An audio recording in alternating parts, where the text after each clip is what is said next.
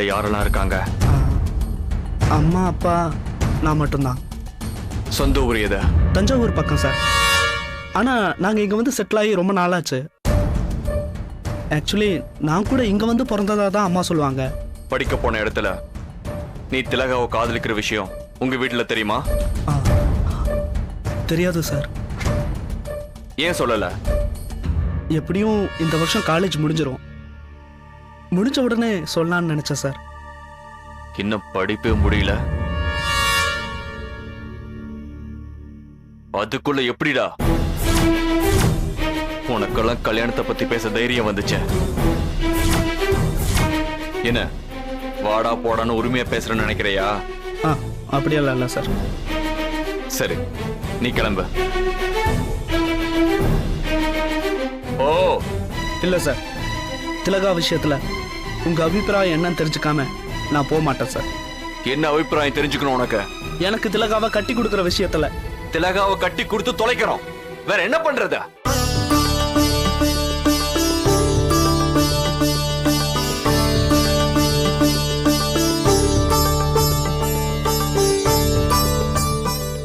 ஆனா உனக்கு இல்ல, என் ஃப்ரெண்டுக்கு.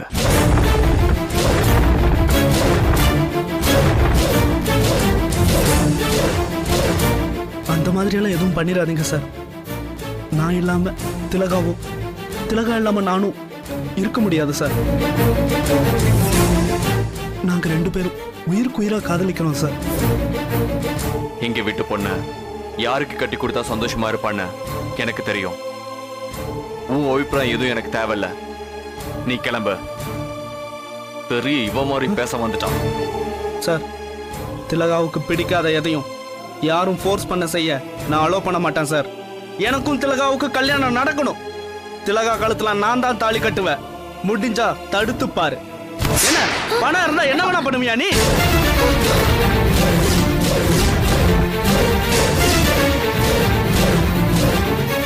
உன் சொந்த அண்ணா சட்டைய ஒருத்த புடிச்சுக்கிட்டு இருக்கான். நீ பாத்துக்கிட்டு சும்மா இருக்க போறியா குட்டி? ஐயோ சாரிடா, என்ன மன்னிச்சிடுங்க. ஏய் கையேடுடா.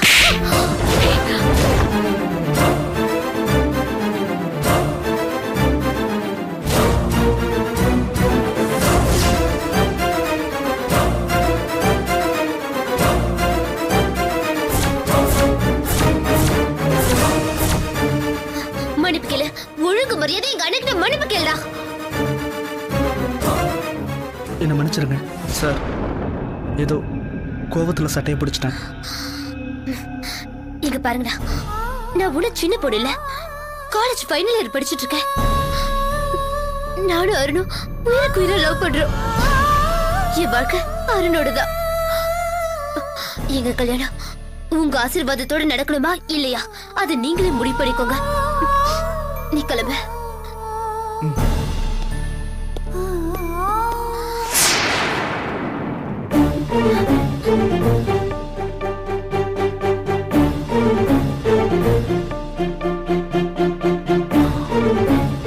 இப்போ உனக்கு திருப்தியா? என்னையே அப்படி கேக்குறீங்க? வீடு 2 பட்டா உனக்கு கொண்டாட்டம் தானே?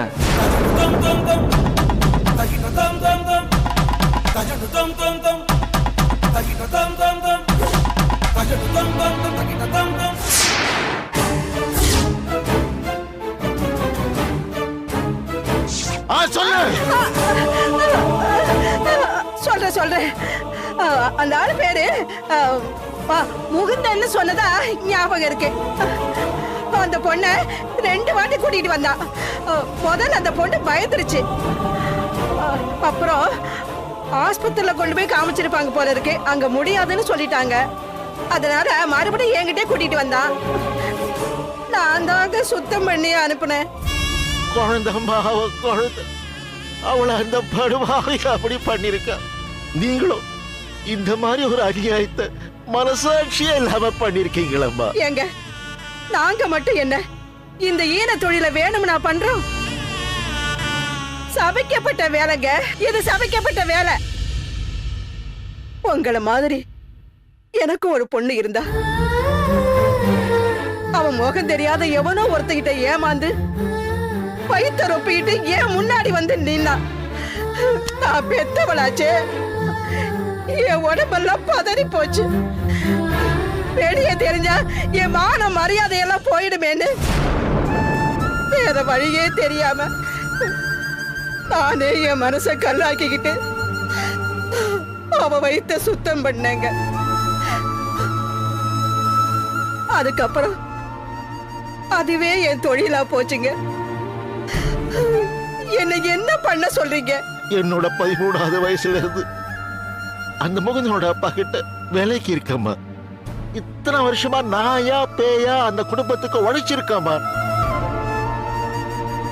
அந்த பையனெல்லாம் என் தோல்ல தூக்கி போட்டு நான் வளர்த்திருக்கம்மா. நல்லதுக்கு எங்க காலம் இருக்குமா? என் குழந்தைய சிலாபனமாக்கி அவளை சாய அடிச்சிட்டு அவன் மட்டும் ஒண்ணுமே தெரியாத மாதிரி என்கிட்ட பழகிறானம்மா. இவெல்லாம் உயிரோட இருக்கவே கூடாதுமா. எனக்கு ஒரு சின்ன வேண்டுகோள்மா.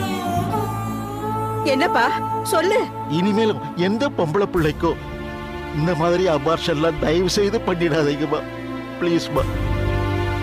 கேட்கறதுக்கே ரொம்ப நகராசமா இருக்குமா. அந்த மாதிரி நேரத்துல அந்த பொண்ணுங்களும் எவ்வளவு வேதனைப்படுவாங்கன்னு நினைச்சாலே நெஞ்செல்லாம் பதறுதுமா. பிளீஸ். சரிப்பா, இனிமே நான் பண்ண மாட்டேன். சரிம்மா, நான் வரேம்மா. வாப்பா.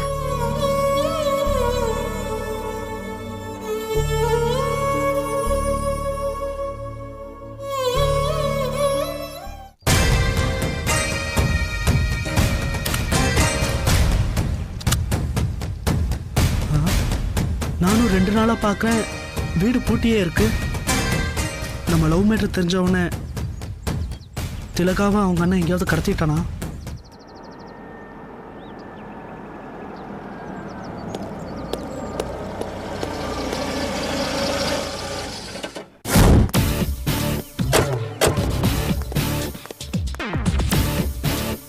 வாடா.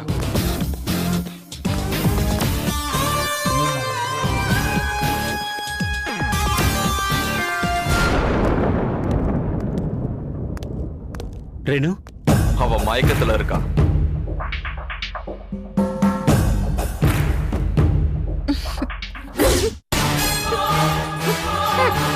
திலகா, என்ன முகுந்த் சொந்த தங்கச்சி இப்படி கட்டி போட்டு வச்சிருக்க? என்ன பண்றது? விட்டா வீட்டை விட்டு ஓடி போய் கல்யாணம் பண்ணிக்கிறேன்னு சொல்லி மிரட்டுறா. அதுக்கு இவ சப்போர்ட் வேற. விட்டா ஒண்ணு, அப்ப மயக்கம் போட்டோம், இப்பதான் எந்திரிக்கிறா. என்ன Renuka,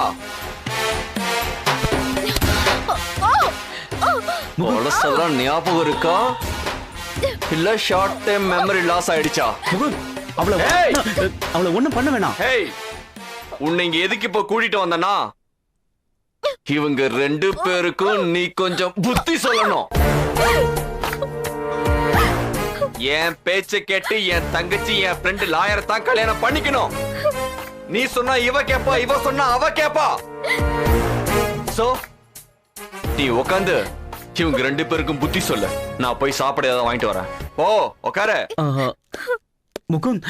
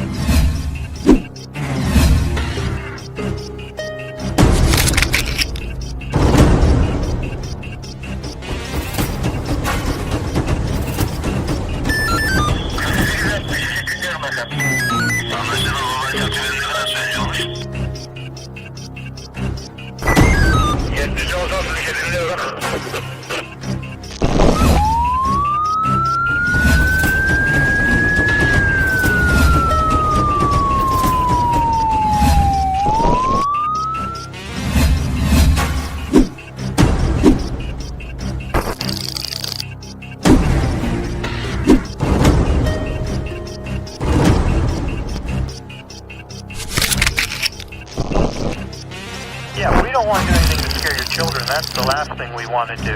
We don't want to scare anybody.